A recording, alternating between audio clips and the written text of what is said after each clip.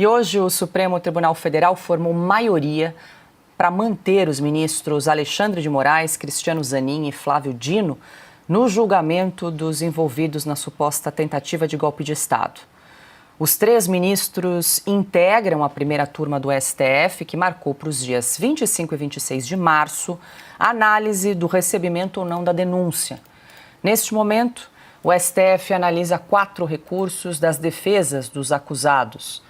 Os advogados de Bolsonaro pediram o afastamento de Dino e de Zanin, enquanto as defesas dos generais Walter Braga Neto e Mário Fernandes solicitaram a exclusão de Moraes e também de Flávio Dino do julgamento. O presidente do STF, Luiz Roberto Barroso, negou os pedidos. Ele argumentou que é necessário uma demonstração clara, objetiva e específica da parcialidade do julgador. Outros 6 ministros acompanharam o voto de Luiz Roberto Barroso, Cauti. A gente traz aqui os nomes dos demais ministros, além de Moraes, então, Gilmar Mendes, Zanin, Flávio Dino, Dias Toffoli e Edson Fachin. Ainda faltam votar a ministra Carmen Lúcia, o ministro Luiz Fux, o ministro Nunes Marques e também André Mendonça. Mas, ainda que haja divergência nos votos desses ministros, o resultado já fica definido aí por maioria. E só para complementar, Cauti, na última sexta-feira, Paulo Gonet, o Procurador-Geral da República, já havia se manifestado defendendo a rejeição dos recursos da defesa em relação ao afastamento ali dos ministros do Supremo. É mais um passo que demonstra que esse processo já está escrito, a sentença já está escrita, a decisão final já está dada, é apenas uma questão de tempo. Tem a liturgia processual, tem o tempo técnico, terão eventualmente recursos que poderão ser apresentados e pontualmente serão rejeitados, embargos de declaração ou o que seja, e depois o presidente Jair Bolsonaro, infelizmente, pela decisão já escrita do STF, será condenada.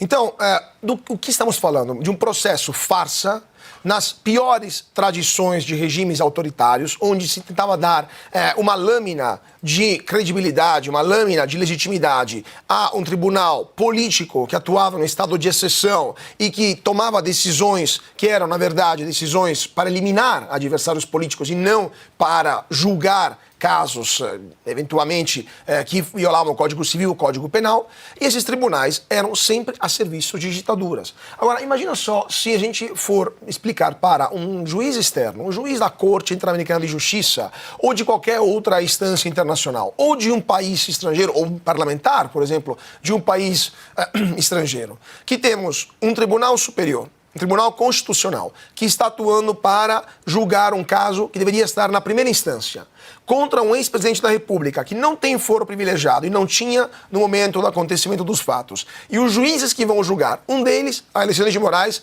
é vítima, ou suposta vítima, é acusador e vai ser também juiz.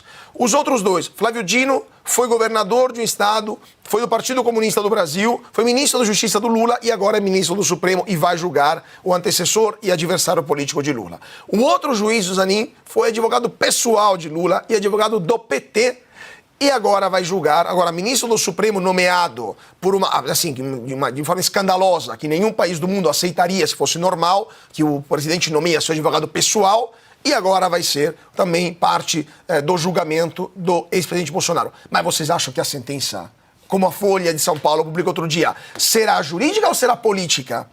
Só por esses 3, a gente poderia continuar. Temos o Barroso, que disse que Barroso não faz parte da primeira turma, mas outros ministros que agora decidiram que a primeira turma vai julgar, também fizeram declarações absolutamente inaceitáveis no passado. Barroso, vamos derrotar o bolsonarismo, derrotamos o bolsonarismo. Então, assim, é uma sentença tomada, uma decisão tomada pela primeira turma e eventualmente pelo pleno desse tribunal, é já hoje nula, por claros vícios por parte dos ministros que vão julgar.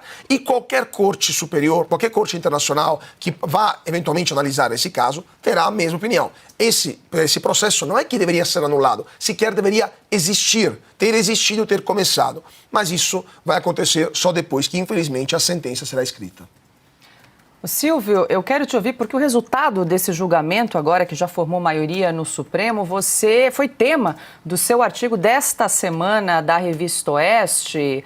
Silvio, a gente gosta sempre de fazer o link aqui entre o noticiário diário, da nossa grade de programação e a nossa revista semanal, porque é a oportunidade que todos os jornalistas têm aqui de se aprofundar em determinados assuntos, né, Silvio? E você já cantou essa bola, infelizmente não seria surpresa nessa decisão do Supremo Tribunal Federal de manter ali todos os ministros da primeira turma, e o fato é que ao longo das semanas o que a gente tem observado é que os ministros têm afastado todo tipo de nulidade que foi arguida, foi argumentada pela defesa de todos os acusados, lembrando que na próxima semana, dia 25, terça-feira, a primeira turma do Supremo Tribunal Federal vai se reunir para analisar a admissibilidade da denúncia do PGR. Vai definir se recebe ou não a denúncia e instaurar, enfim, a ação penal. E o resultado está dado, né? Porque quando formou maioria, você trouxe agora o nome dos ministros que votaram contra a suspeição de Flávio Dino, Cristiano Zanin e Alexandre de Moraes.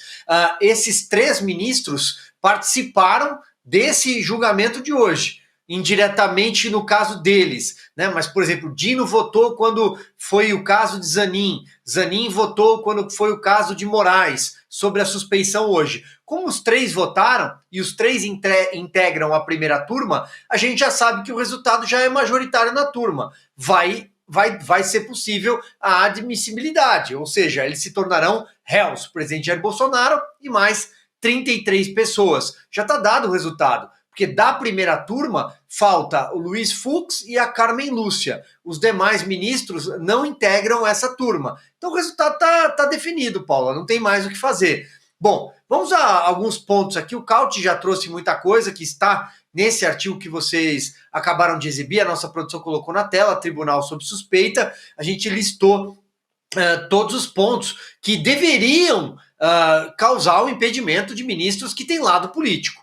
Mas o primeiro ponto que eu queria trazer é por que o ministro Luiz Roberto Barroso decidiu, né, no voto dele, que baliza todos os demais. Qual é o porquê? O porquê que o motivo que o ministro traz é que quando você entra no STF, zero jogo. Ele, inclusive, traz alguns exemplos do advogado, ou de alguém um médico, ou alguém que trabalhou numa empresa, depois não pode trabalhar numa empresa concorrente. Ele trata a justiça brasileira numa régua como se fosse qualquer coisa. Vamos falar o português claro aqui, como se fosse qualquer coisa. Ele não leva em consideração que o advogado eleitoral de uma campanha do Lula, por exemplo, Cristiano Zanin, que preside a primeira turma, jamais poderia julgar alguém que ele processou no Tribunal Superior Eleitoral, que era presidido por Alexandre de Moraes. E se você começar a girar a ciranda, só piora,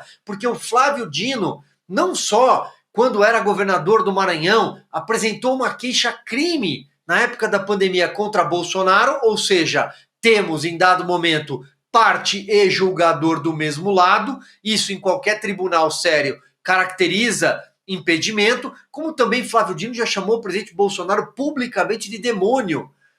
O que esperar de um voto de Flávio Dino, que era ministro da Justiça naquela data do tumulto do 8 de janeiro? Segundo ele, estava assistindo tudo de camarote. Flávio Dino, até hoje, não convenceu a sociedade brasileira que as imagens do Ministério da Justiça sobre o 8 de janeiro foram apagadas naturalmente, assim como se apaga a prova de um crime, porque ele deveria ter preservado essas imagens. Como titular da pasta, ele deveria ter guardado essas imagens. Flávio Dino tem lado.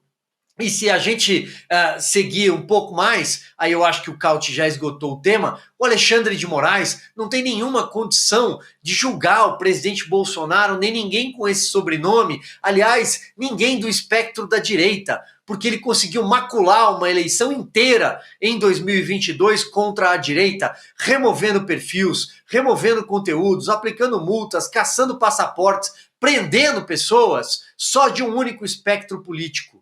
E ele declara isso abertamente. E finalizo. O ministro Luiz Roberto Barroso, autor do voto que balizou tudo isso que a gente está assistindo, esse teatro, esse jogo de cartas marcadas, é o autor da frase "nós derrotamos o bolsonarismo". Não é de se esperar outra coisa dele.